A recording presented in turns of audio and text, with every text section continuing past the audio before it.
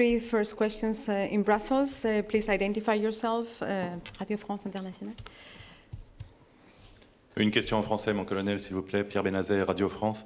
Deux questions d'ailleurs. La première, vous avez parlé d'un missile surface-surface. Est-ce que vous faites référence à un missile de type Scud? Est-ce que ça veut dire que les forces kadhafistes disposent encore d'un arsenal suffisant malgré les frappes de l'Alliance depuis le début de l'opération Protecteur unifié?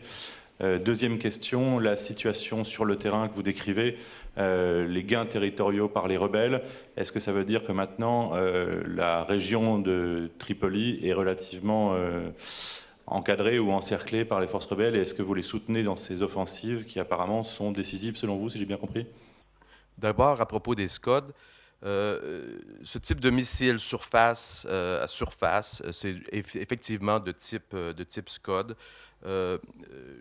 Quelle menace que ça peut représenter? Somme toute, aucune menace nouvelle, puisque ces armements étaient présents dans le théâtre d'opération depuis le début.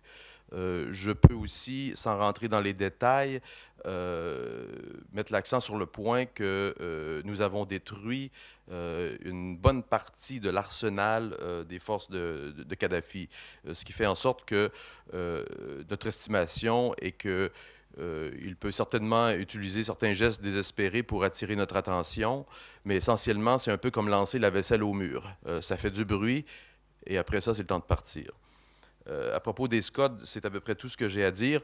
Au niveau des gains territoriaux, c'est effectivement le cas que la région de Tripoli est contrôlée essentiellement dans ses contours par des forces anti-Kadhafi. Donc, les forces de Kadhafi vont avoir extrêmement de difficultés à se ravitailler et à poursuivre leurs actions. Votre question avait plusieurs sous-questions. Est-ce que j'y ai répondu dans l'ensemble? Oui, mon collègue, juste pour savoir si vous aviez un soutien spécifique de ces offensives sur les gains territoriaux dans la Tripolitaine. Notre rôle est un rôle de protéger la population civile contre les attaques. Donc, si vous regardez les attaques qu'on a faites depuis quelques semaines, ce sont effectivement des attaques contre les centres de commandement et contrôle, contre les capacités logistiques de Kadhafi. Effectivement, il y avait aussi quelques attaques sur le terrain lorsqu'on a dû enlever des menaces immédiates à la population. Mais en gros, nous ne sommes pas un parti sur les lignes de front. Nous travaillons à éroder les capacités de combat de Kadhafi. Donc, l'évolution significative que nous avons vue sur le terrain est essentiellement le fait de l'action des forces anti-Kadhafi qui ont pu progresser grâce à l'élimination préalable de la menace. You have a question? Yes, I have a follow-up question regarding the Scud missile that was fired. I understand that NATO is targeting Gaddafi's stockpiles of such missiles early on in the campaign. Does NATO have any sort of ideas, estimates how many may be left, or whether there's a viable stockpile still left? Thank you for asking the questions. Essentially, and this is similar to the question I provided prior in French, so thank you, that will allow everybody to understand. In short, what I said is that these Scud-type missile, the one that was fired last weekend, is a type of armament that does not represent a new threat. It was there present since the beginning of the conflict. I could also assure you that since the beginning of our presence, we have engaged repeatedly several pieces of heavy armament, including Scud launchers and launchers of missiles, including very recently, just a few days ago. Our assessment, without going into details, is that the Gaddafi regime does not have anymore an effective operational capability. It could certainly, as I mentioned in French, throw the dishes against the wall to make a bit of noise, but we do not believe that it could generate a significant operational effect with that type of weaponry that is basically running short of. Next question, Slovo. Yes, you mentioned that the rebels seem to have occupied Surman and Subrata. Can you just clarify that? What exactly is the situation in these two towns? And also, can you say anything about the state of the Libyan military in Zawiya right now? Okay. For the first question, we talk here about regions that are still contested. So there's still fights. Essentially, let me just check my notes here. I think in the suburb of Surman, there are still some fighting reported this morning. Zawiya, although the center is under anti-Gaddafi forces, there's still reports of fighting also in the suburbs. I don't have more granular information. Of course, the situation is very dynamic, and it is evolving hour by hour. We move now to Naples for questions from the journalists you have there, please. Any questions from Naples? No questions for Naples. Come to Gérard. Oui, Gérard Gaudin de Belga. Est-ce qu'à l'inverse, vous avez observé à certains endroits des progressions des forces loyales au régime?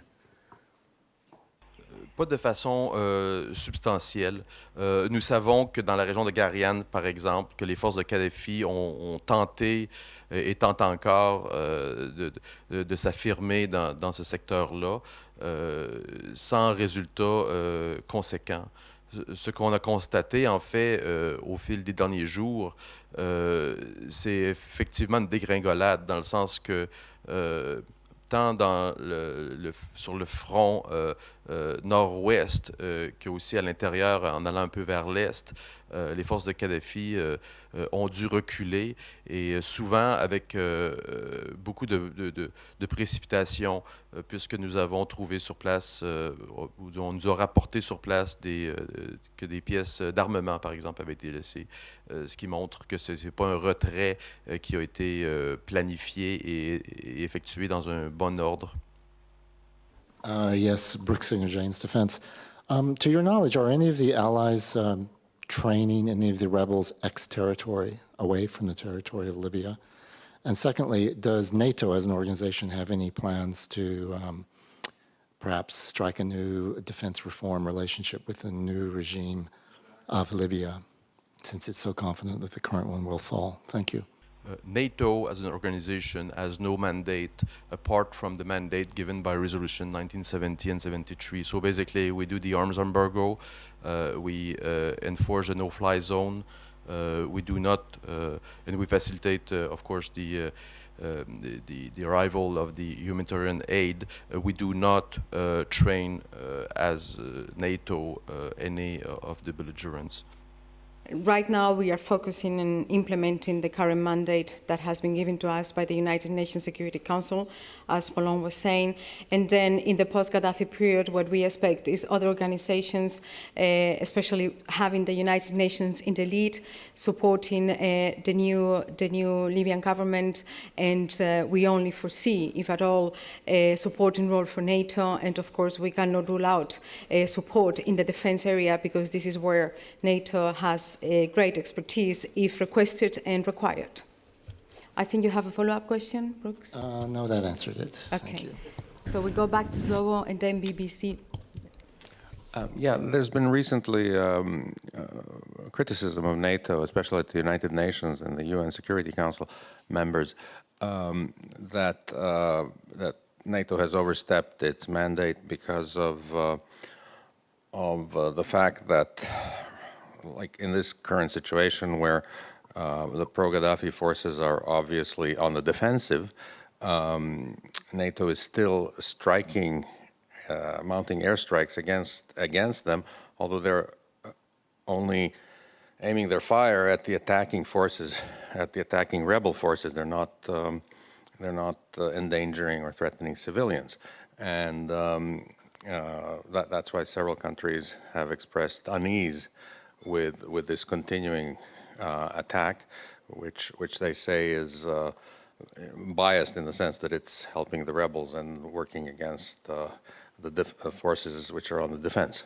Well, I can start by saying that NATO is not overstepping its mandate, and the mandate given to the alliance was a mandate approved by all members. I mean, by the United Nations Security Council. And if you see the latest comments by the UN Secretary General Ban Ki-moon, he praised actually the role, the military role that NATO is playing, and what we are doing is basically implementing the United Nations Security Council mandate. I'm sure that Roland would like to add something to this. Well, just that it is clear we take a side, but it's take the side of the people of Libya. This is essential to understand that when we strike at a tank, is because we have an understanding that this does represent a threat to the local population.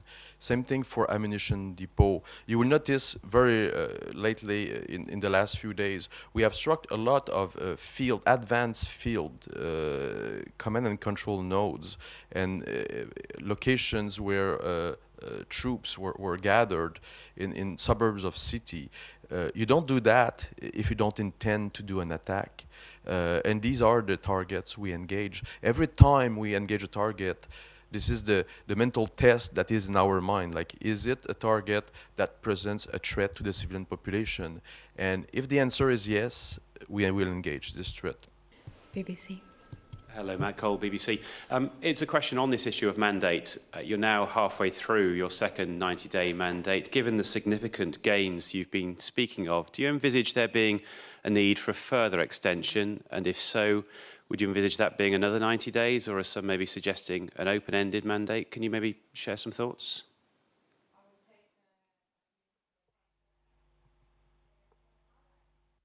Nations will decide whether or not there is a need to extend this mission. As you know, all allies and partners that are participating in this operation are firmly committed to continue implementing the UN Security Council mandate for as long as it takes. So if there is a need to extend it, this is something that the allies will discuss, and they will take the necessary decision before the mandate expires. And about how long, or for how long, the length of a possible extension, that's something that I cannot speculate, because this is something that will be, of course, in the hands of our military advisors and then in the hands of the North Atlantic Council. I don't know if there is anything, Roland, you would like to add? No, that's complete. Thank you. Any other questions? No? Well, if that's nothing in Naples, Roland, I would like to make sure that there are no questions there. No, okay, in this case, thank you very much, and see you next Tuesday. Thank you very much, Roland.